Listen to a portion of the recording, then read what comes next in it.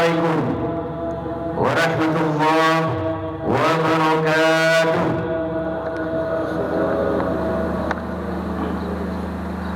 الله أكبر الله أكبر الله أكبر الله أكبر الله أكبر الله أكبر الله أكبر الله أكبر الله أكبر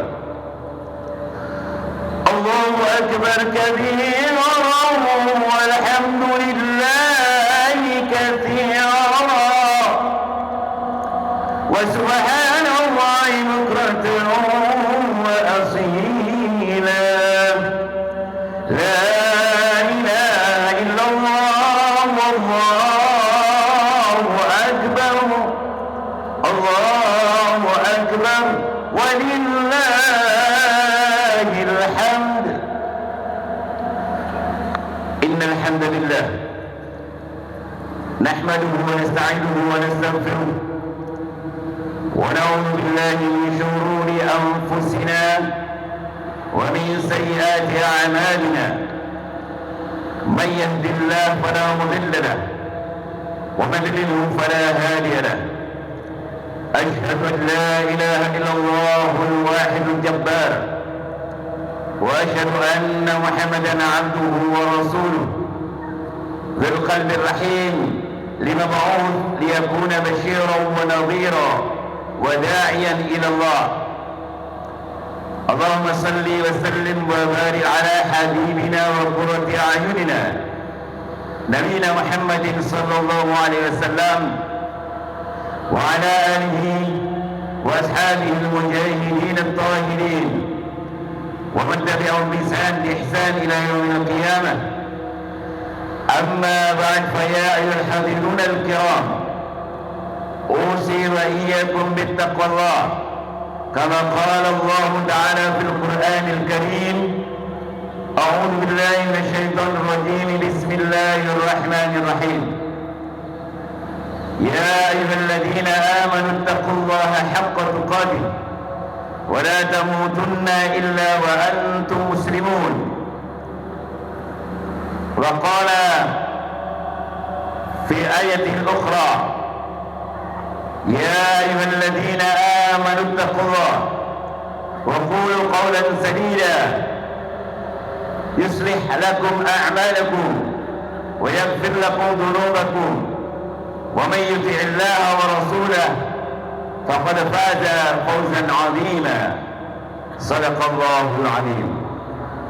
الله أكبر الله أكبر ولله الحمد. Ma'asyiral muslimin zumratul mukminin rahimakumullah. Tiada kata yang patut kita ungkapkan dari hati yang paling dalam kecuali ungkapan rasa syukur. Mari kita panjatkan dengan sepenuh hati kehadirat Allah Subhanahu wa taala. Karena begitu banyak nikmat yang diberikan kepada kita oleh Allah, kita bisa hadir untuk melaksanakan salat Idul Adha di tempat yang insya Allah penuh barakah ini. Tentunya semata-mata mengharap ridho Allah Subhanahu wa ta'ala. Semoga langkah kita dari rumah menuju tempat ini dicatat oleh Allah sebagai amal ibadah, sekaligus semoga menjadi penyebab utama kita mendapatkan surganya Allah Subhanahu wa ta'ala. Amin amin ya rabbal alamin. Ma'asyiral muslimin rahimakumullah. Kita telah mengawali Idul Qurban, Idul Adha ini dengan kita berpuasa sunnah, puasa Arafah. Kemudian dilanjutkan dengan takbir, tahlil dan tahmid. Kita persembahkan kehadirat Allah Subhanahu wa taala untuk memacu dan memicu keimanan kita, untuk memacu dan memicu komitmen kita sebagai seorang muslim terhadap Islam agama kita. Bersamaan dengan itu pula saudara-saudara kita saat ini terpanggil oleh Allah untuk melaksanakan ibadah haji, ibadah pamungkas dalam berislam. Kita berdoa dan berharap Semoga saudara-saudara kita yang menunaikan ibadah haji dijadikan oleh Allah sebagai haji yang mabrur, yang kesemuanya dibalas oleh Allah kecuali dengan balasan surganya Allah Subhanahu wa ta'ala. Amin amin ya rabbal alamin. Dan semoga pula saudara-saudara kita setelah kembali ke tanah suci, mereka masing-masing akan terwarnai hidupnya dengan penuh keislaman sampai saudara kita menghadap Allah Subhanahu wa ta'ala. Dan kita belum terpanggil, semoga kita segera dihadirkan oleh Allah di tanah suci dengan ridha Allah, dengan izin Allah, sehingga kita juga ikut merasakan kebahagiaan seperti yang hanya dirasakan saudara-saudara kita yang telah menunaikannya. Amin amin ya rabbal alamin. Ma'asyiral muslimin rahimakumullah, semoga salawat dan salam senantiasa Allah limpahkan atas junjungan kita Nabi Muhammad SAW beserta keluarga, sahabat, dan para pengikutnya yang selalu istiqomah mengikuti syariat beliau sampai akhir zaman. Amin amin ya rabbal alamin. Allahu akbar, Allahu akbar, walillahil hamd. Ma'asyiral muslimin rahimakumullah, kita pernah mendengar, bahkan kita mungkin pernah memahami, ada sebuah cerita dialog antara Allah dan para makhluknya yang terjadi di dalam surganya Allah. Yang makhluk itu terdiri dari para malaikat, para jin, dan manusia yang pada saat itu diwakili oleh Nabi Adam alaihissalam. Yang itu diterangkan oleh Allah dalam surat Al-A'raf ayat 11 dan 12 yang berbunyi, A'udzu billahi minasyaitonir rajim. Bismillahirrahmanirrahim. Wa laqad khalaqakum, dan sungguh kami telah menciptakan kalian, tsumma sawwarkum, kemudian aku bentuk, aku desain kalian. Qulna lil malaikati isjudu, lalu kami berfirman kepada para malaikat pada saat itu, usjudu, sembahlah, li Adam, kepada Nabi Adam. Menyembah artinya lil ihtiram, penghormatan, sebagai makhluk yang mulia, seperti halnya telah diwariskan kepada kita bahwa kita adalah makhluk yang paling mulia di antara makhluk yang lain. Fasajadu, maka para malaikat serentak bersujud, illa iblis, kecuali iblis, lam yakun minas sajidin, maka iblis adalah golongan yang tidak mau bersujud menghormati Adam sebagai manusia yang utama. Kita pahami ayat ini, ma'asyiral muslimin. Kemudian dilanjutkan dengan Allah, dengan firman Allah, qala ma mana'aka, apa yang menghalangi engkau iblis, Allah tasjuda, bahwa engkau tidak bersujud,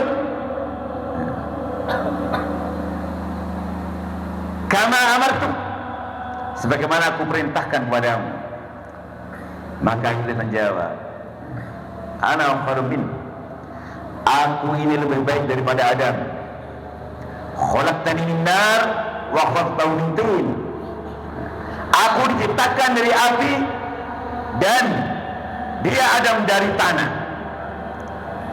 Menurut versi iblis, jin yang membangkang perintah Allah itu, bahwa kita manusia ini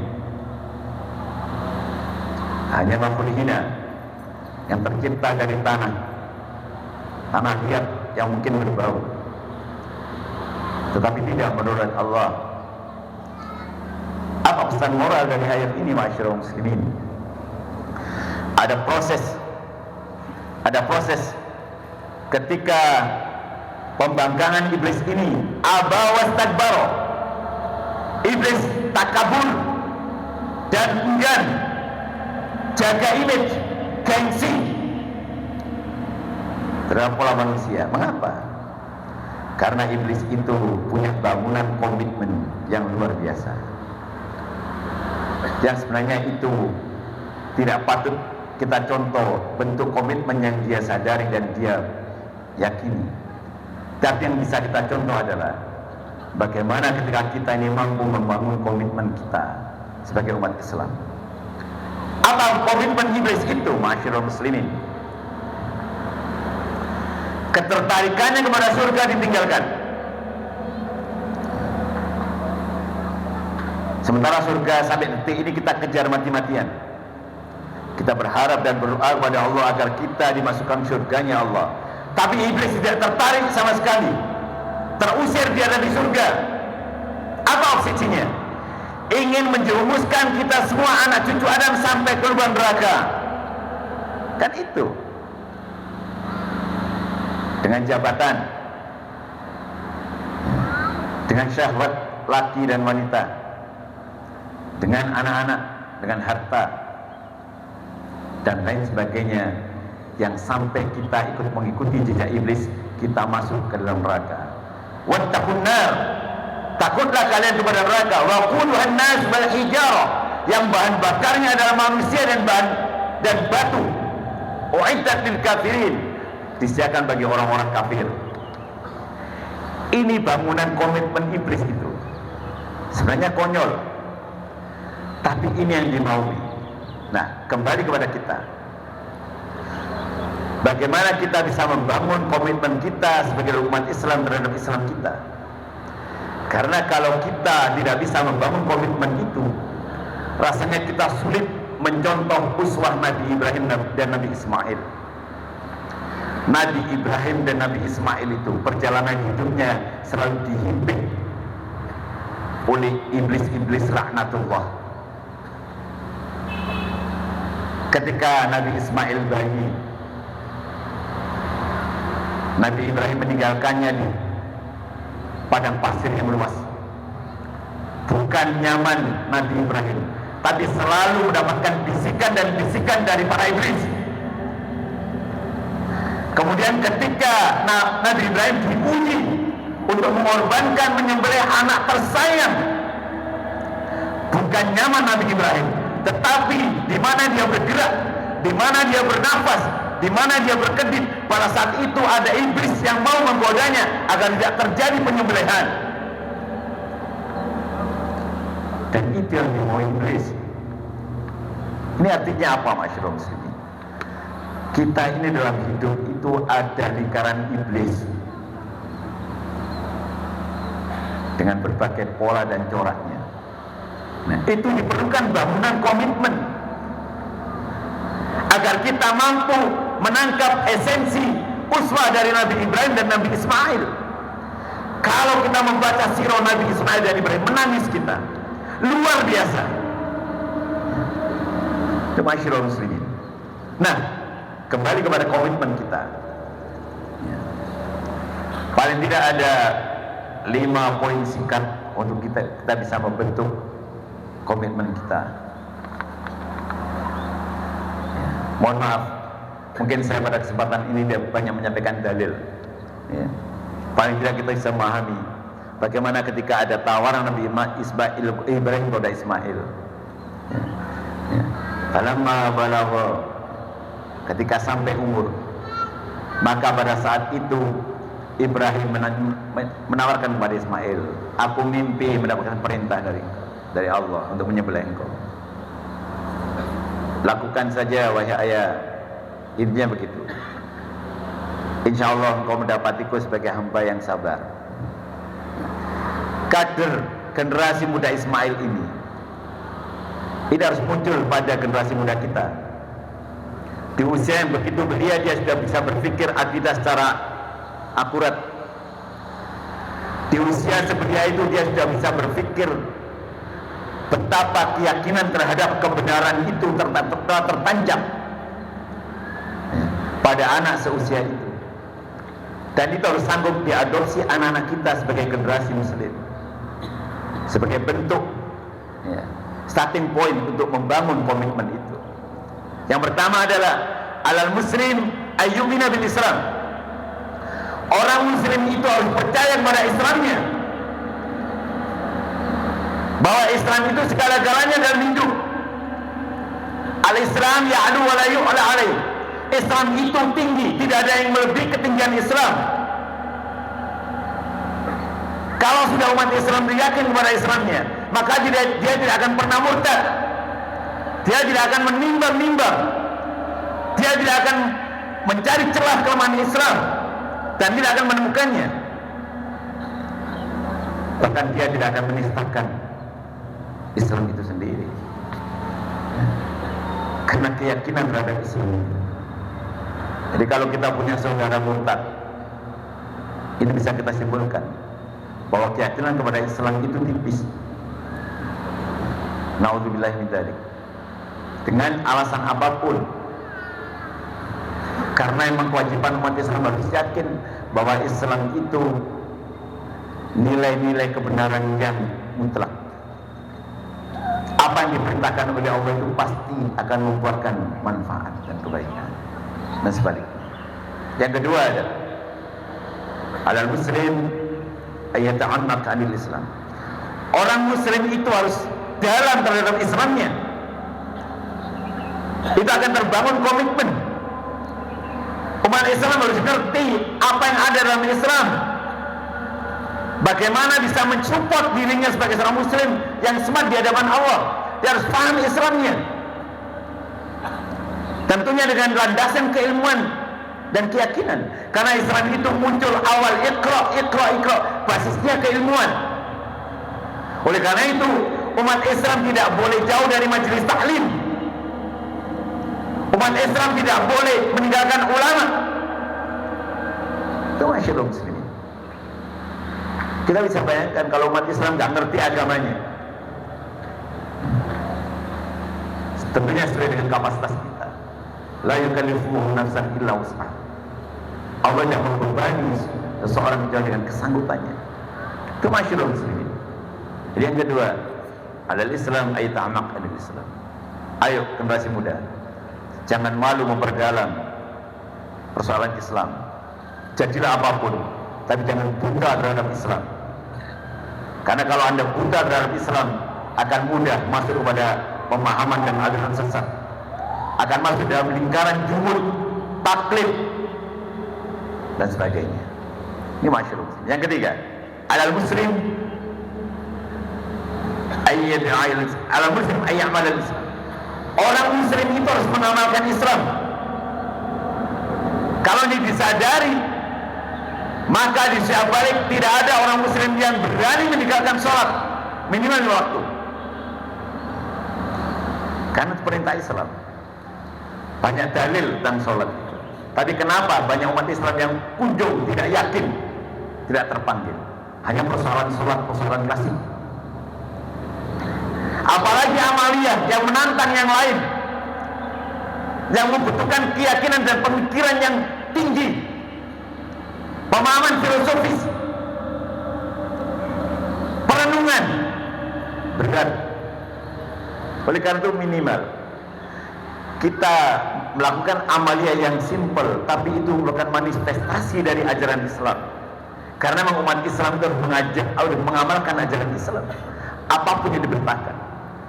Karena basis umat Islam, basis agama Islam itu selalu terkait dengan ajaran syariat. Kamu masuk kamar mandi aja ada dalil dia.